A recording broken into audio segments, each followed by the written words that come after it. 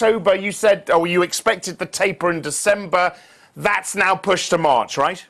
Yes, I mean, clearly we're looking for a substantial improvement in the labour market along the lines of what Janet Yellen was speaking about yesterday, and we feel that won't be in place till likely March. The ambiguities around January are just too much. I've heard the quote that there's this worry that markets are on too much of a sugar high.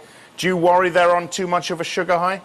I think there's a liquidity element to this, but the key issue here really, Alex, is that growth is improving. We expect the US economic momentum to pick up through the first half of next year, indeed globally. I mean, to a degree, Japan and Europe to accompany that. But certainly, clearly, as tapering begins, you will get an impact in markets, but it's likely to be from higher levels than currently. You like equities and high yield in the US, I know, over Europe. What in particular on the equity side you like?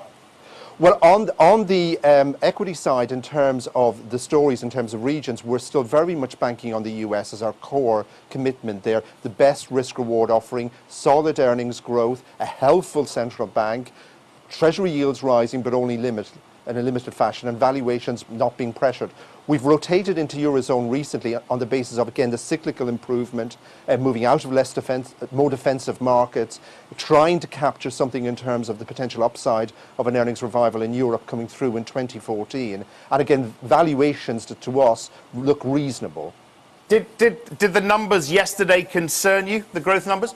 No, I mean, I think we always expected a very pallid recovery. There is no prospect here of a significant credit cycle, and indeed, there is no domestic growth dynamic in Europe. We are still dealing with a highly disinflationary environment in Europe. But nevertheless, in terms of the listed sector, there is enough there.